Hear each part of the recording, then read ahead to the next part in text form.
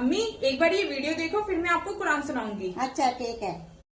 कौन अधिकार देता है, क्या प्रमाण है कि कुरान ईश्वर की किताब है? कुरान के अतिरिक्त कहीं और कोई प्रमाण नहीं। ये तो यूं हुआ जैसे मुल्ला नसरुद्दीन ने एक दिन बाजार में जाके कहा कि मेरी स्त्री से ज्यादा सुंदर स्त्री दुनिया में कोई भी नहीं। पूछा इसका प्रमाण क्या? उसने कहा प्रमाण की जरूरत है क्या? मेरी स्त्री ने खुद कहा, और क्या प्रमाण चाहिए? जब मेरी स्त्री खुद कह रही तो पर्याप्त प्रमाण, गवाही उसी की, उसी ने कहा है कि उससे ज्यादा सुंदर इस पृथ्वी पे कोई।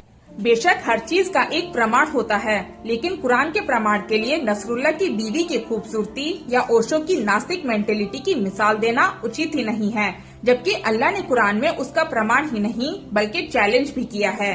जैसे कि सूरह अल बकरा की आयत 23 और 24 में अल्लाह ताला कुछ इस तरह फरमाता है, और अगर तुमको इस किताब में जो हमने अपने बंदे मोहम्मद सल्लल्लाहु अलैहि वसल्लम पर नाजिल फरमाई है कुछ शक हो तो इसी तरह की एक सूरह तुम भी बना लाओ, और अल्लाह के सिवा जो तुम्हारे मददगार हो उनको भी बुला लो अगर तुम सच्चे हो।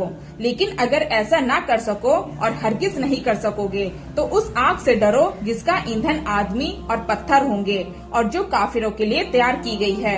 अम्मी आपको क्या समझ आया? कुरान पढ़ा तो मालूम पड़ता। बेशक अम्मी, कुरान पढ़ने से ही मालूम होता है कि ये अल्लाह की किताब है कि नहीं। लेकिन मैं एक बात कहना चाहती हूँ, नशेड़ी हमेशा नशे में ही होता है, उसकी किसी बात की कोई वैल्यू नहीं होती। क्यों फ्रेंड्स, सही है ना? कमेंट करके जरूर बताएं। अस्सलाम वालेकुम।